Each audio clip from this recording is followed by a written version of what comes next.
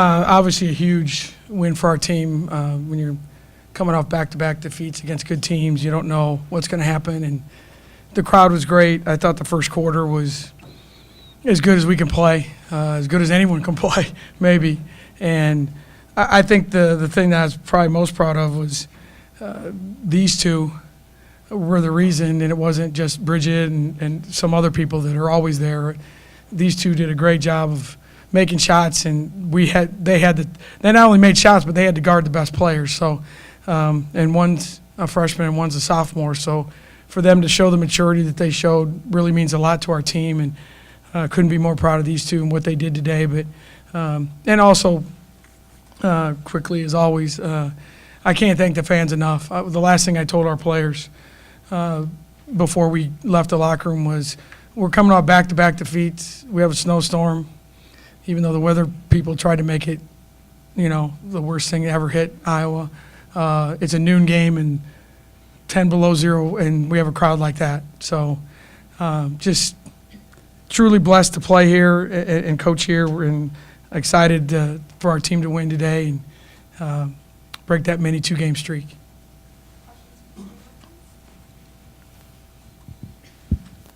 For both of you guys, I know Coach Fenley has talked about how the second quarter's been so strong for you guys, and he's been preaching a strong start. Just how important was it to get a strong start today? Yeah, tonight specifically, clearly we didn't play our best second, third, fourth quarters, but our first half was really what carried us, the first quarter anyways. So making sure to hit shots was really important for us tonight, but we just need to put it all together. Maddie, how did it feel to see the first three go through for you? Yeah, I've been struggling a little bit, clearly, but it is nice to put a few down and get a good start to the game. Yeah. And this is for both of you all. Do you think that hitting three-point shots and hitting shots is contagious? I would say definitely. When someone can hit one, it gives us momentum, and then if another one, then it keeps on going. So it actually helps a lot. Ashley, you've kind of progressed this year, and each game it seems more and more shots are falling, and career highs in points and 6 3-pointers tonight. How did it feel to just see more and more go down as the season progresses? Yeah, it boosts your confidence, and then again gives us momentum. We can get back on defense, get a stop, and then come back down and score again. So it really helps. Can you just talk about how it felt to score as much in the first half as you had the past couple games and throughout the entire game, just kind of how that felt as a team? Getting a good start is really important. We've been struggling with that a little bit, so just that good start, knowing that we can score and also defend, I think that was really big for us. The reason why we were scoring so much is because we were getting stops and we were following the scouting report. Throughout the game, I think we kind of had some mental lapses, so we need to clean that up. But yeah, the defensive stops really helped us score in the first quarter. Maddie, you were guarding Taylor Robertson a decent amount. That was her first game without a three-point make this season. When you're guarding somebody like that, how do you approach it? Is it just trying to face guard as much as possible? Yeah, definitely. The coaches put in a great scouting report, so I knew that if she did back cut me, the posts were right there to help me. So knowing that I could just defend the three-point line, and then if she back cut me, Mayor and Ines and Chris and Bridge were all there to help me. But yeah, I'd take it as a challenge. She's a really good player, hits a lot of shots, clearly, but yeah, just take it as a challenge. And then for both of you all, you had a mini two-game losing streak. How does it feel to wash that away with a big win? Yeah, it's really good when we can get a win after that little losing streak. Just to be able to take it to the next level, we have to keep improving and take the mistakes from this game and learn from them so that we can continue. Thank you.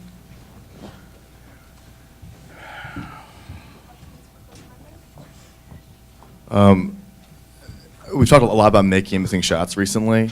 That first quarter was, incredible. Is it as simple as making shots, or was there more to it than that? No, I think Maddie made a good point. I think when you, I've always told our players, the guy upstairs is a basketball fan, and you're rewarded for effort, execution, doing the little things. And I think we ran a play that we thought would work. The very first play of the game, a 3 for Maddie, and I said, if we don't get a layup for Bridget, which I knew we wouldn't, shoot it. And she makes it, and then you go down and guard, and it just kind of keeps going. And we have a lot of kids that can make shots, but the other thing is they were, when we got a little bit of a lead, they kept trying to trap us, and we did a decent job of getting the ball out of the trap, reversing the ball. You know, we only had 6 turnovers in the first half, and the pace of the game was pretty fast. So, yeah, I mean, I don't, you know, the logical question is probably is, were you getting the same shots the last 2 games you did tonight? Yeah, probably, a lot of them. But it's the nature of the game, and I said it in the pregame. It's like a baseball. I'm a huge baseball fan, and it's like you're hitting the ball hard, but you're hitting it right at people. You need a bloop, you need a bunt single, you need something good to happen. And like Maddie said, Nash, we make the first 2, and everyone kind of like takes a breath and let's go play. And I thought we did a great job of that. Is that the type of strong start that you've been preaching to them that you wanted to have? Yeah, I mean, obviously it's been a struggle. We changed our practice plan a little bit. Normally, you stretch and then you do some shooting and kind of ease into practice. And we walked through Thursday, and Friday we stretched and we went like we're going right now. We didn't. So I don't know that necessarily had anything to do with it today, but we had to do something different. Our format for practice was different yesterday. Still shortened to the point, but I think our kids, and we have kids that understand it. I mean, Bridget, Mare, Lex, they understand the whole process, and they understand how big this game was for us, and to their credit, came out and played really well. And what was the reasoning behind starting Kristen over Mare tonight? Basically just because Kristen's played really well, and when I told Mare, no surprise, she smiled and she goes, "Yep, no, no big deal." And I told Mare, I said, "Kristen's played really well off the bench." I said, "Maybe this is what you need," and it ironically she did play well. And again, it was not a brilliant coaching move by any. I'm not saying that, but Kristen's numbers, and it kind of goes back to we've started poorly, but maybe having Kristen in the game to get us a basket or 2 might help both of them. And it did today. Now, what happens beyond this, I don't know, but it's didn't really change a whole lot. Kristen only played 10 minutes, and Mare played 22. So it's kind of how the game goes sometimes. But the biggest thing with Mare is, Deb always says there should be a sitcom that everybody loves Mare. And, you're a senior, and today's your day to sign autographs after the game, and the coach says you're not starting. There's a lot of kids we've coached here would have sulked and not been in a really good mood. You would never have known in practice, before the game, during the game, that she didn't start the game. And that's a credit to her and her family, and it's exciting to see her having the night she did. Oklahoma had won the last 6 against you guys, and then just coming into this game, they had hung tough against really good teams like UConn and Texas. Was this result kind of a little bit of a surprise to you, or? Yeah, I think anytime you win in this league by the margin we did, it is a surprise. Coach Cole does an amazing job. They play the game right. We've all been in that situation where you're throwing people out there that might not quite be ready, but they will be ready. She's in the Hall of Fame for a reason, and they've beaten us up for a reason. But for our team to play the way they did today was really important, and we talked about making choices, and there was nothing written on the board. I made them write what they wanted to write something down that you can hold yourself accountable to. So it was just one of those nights where it fell together for us and didn't for them, and we're excited that we played the way we're capable of playing, and you live with the result after that, but we played really well, really hard, and proud of that. Coach, Oklahoma was able to get to the free throw line 41 times. What was happening on the defensive end to allow them to get that many free throws? We fouled a lot. It's been a problem, and it's something that we have really stressed is probably a nice way to put it. The last 2 games, we've given up 70 free throws. And we've gone through a month in the past and not give up 70.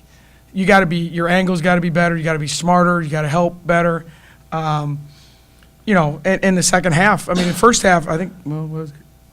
They shot 32 of them in the second half. So it's like, what were we doing? So we just got to be smarter. You got to keep your hands off of people, because we're not going to be a great defensive team, but they shot 34% from – I'm not the brightest guy in America, but they shot 34% from the field and 73% from the free throw line. Make them make a shot. Our free throw defense is not very good. And we just keep saying it, and we've got to get it corrected. We got away with it tonight. We did. We didn't get away with it at West Virginia, and we're not going to get away with it much longer. So that will certainly be something that is stressed in practice. Do you plan to start Kristen at Baylor? Yeah, we do. Yeah, I don't think she got in foul trouble, but the 10 minutes she played, she had 9 points, played well. So we haven't really looked at Baylor, but I don't anticipate any changes. And like I said with Ray, she's got a little bit of a back thing going. We could have played her. We tried it. She was a little uncomfortable, so we just decided with the way the game was going not to play her. So I think she'll be okay and hopefully ready to go on Wednesday. I know Inez didn't get in the first quarter, but are you still trying to rotate those post players early on to get a feel for the game? Yeah, the problem was Kristen started really well, and then Mare played really well, so there was no reason to go to the third one. Inez is still going to be a big piece of this team. She knows it, and tonight it was Mare's turn. For the last 4 or 5 games, it's been Kristen's turn. So hopefully soon it'll be Inez's turn.